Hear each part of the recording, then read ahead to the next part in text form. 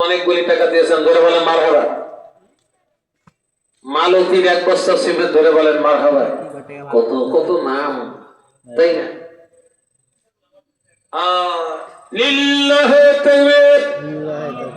যেখানে যুবকরা লাগে সেখানে তো পাহাড় পর্বত ভেঙে ফেলে দেয়, ঠিক কিনা বলেন? আল্লাহু আকবার। আমি কয়েকবার ঢাকায় গেলাম, তো গণভবনের পাশ দিয়ে গেলাম, সাওয়াল বঞ্জা ওকাম করেছে, বুঝলেন? সব বিল্ডিং ওয়াল টোয়াল এমন ভাঙেছে। তাই দেখলাম যে যুবকরা যদি খেপে তাহলে দুনিয়া একদিক, ওরা একদিক, তাই না?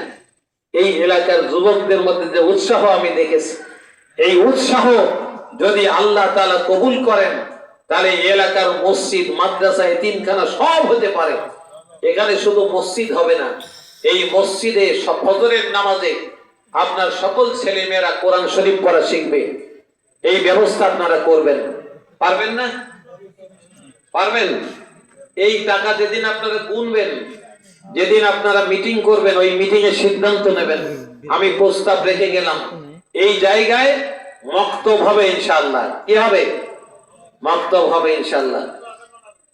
ইনশাআল্লাহ মক্তব হবে। এইখান থেকে আপনাদের ছেলে মেয়েরা কোরআন শরীফ পড়া শিখবে। আপনি মারা যাবেন, আপনার জন্য দোয়া করবে, রব্বির হামহুমা কামা রব্বায়ানি সগীরা।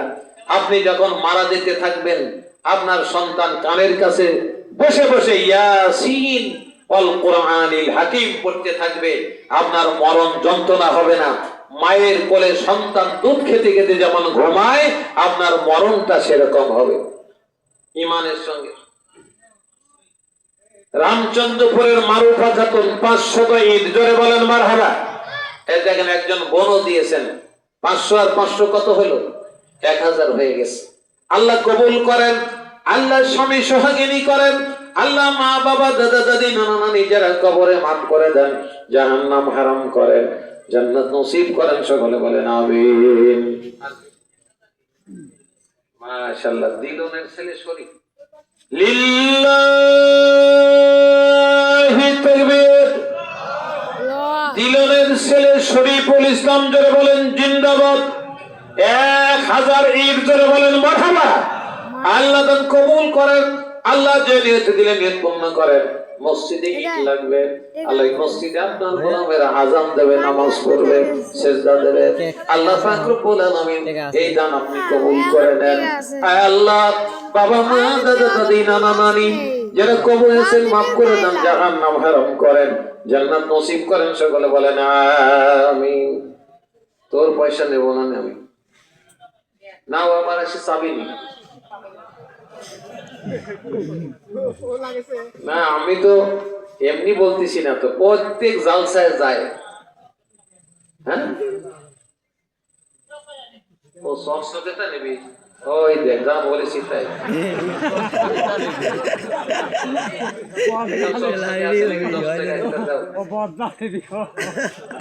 এই যে সরস্বতী হইলে না,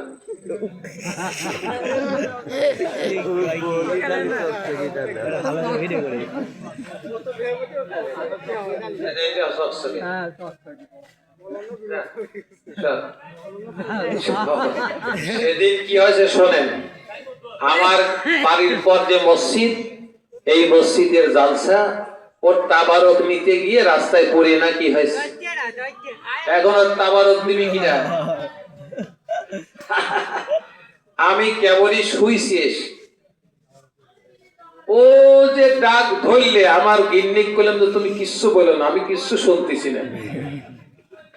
প্রায় আধা ঘন্টা ডিস্টার্ব করলো। চিন্তা করেন, ওয়াজ করে আসছি, ঘুমাবো, আধা ঘন্টা ডিস্টার্ব করার পরে তারপরে বাড়ির দিকে ফিরে গেল। এই পাগলের পাগল। তারপরে আমরা কিছু মনে করি না, কিছু মনে করি না, এই জন্য যে অনেক ভালো মানুষ যাদের বুদ্ধি জ্ঞান আছে তারাও জালসায় আসে নাই। আরো আশেপাশে যত জালসা মাইকিং শুনলে হয় ওইখানে গিয়ে বসে থাকে। একজন শ্রোতা তো পারে নাকি বলে, এই জন্য আমরা কিছু মনে করি না। হতে পারে ওর কারণে আল্লাহ বরকত দিতে পারেন জালসা, এটাও হতে পারে। এই জন্যে কাউকে অবজ্ঞা প্রদর্শন করা যাবে না, কাউকে ছোট মনে করা যাবে না, কাউকে দুর্বল ভাবা যাবে না। অহংকার প্রদর্শন করা যাবে না, যে আমিই বড়, এই লোকটাই ছোট বলা যাবে না। খবরদার, আল্লাহ নিষেধ করেছেন। হতে পারে তুমি যাকে ছোট মনে করছো সেই তোমার চাইতে বড়। কোরআনে বলা আছে সূরা হুজুরাতের মধ্যে আল্লাহ এই কথাগুলি বলে দিয়েছেন। অতএব ভাইয়েরা, আমরা অহংকার করব না, পারলে কারো উপকার করব, না পারলে ক্ষতি করব না। ঠিক আছে? পারলে উপকার করব, না যদি পারেন ক্ষতি করবেন না, চুপ করে থাকবেন। কারো সঙ্গে চোখ রাঙিয়ে কথা বলবেন না, বিশেষ করে মা বাবার সঙ্গে চোখ রাঙিয়ে কথা বলবেন না, জাহান্নাম অবধারিত। এই জন্য নিজের স্ত্রী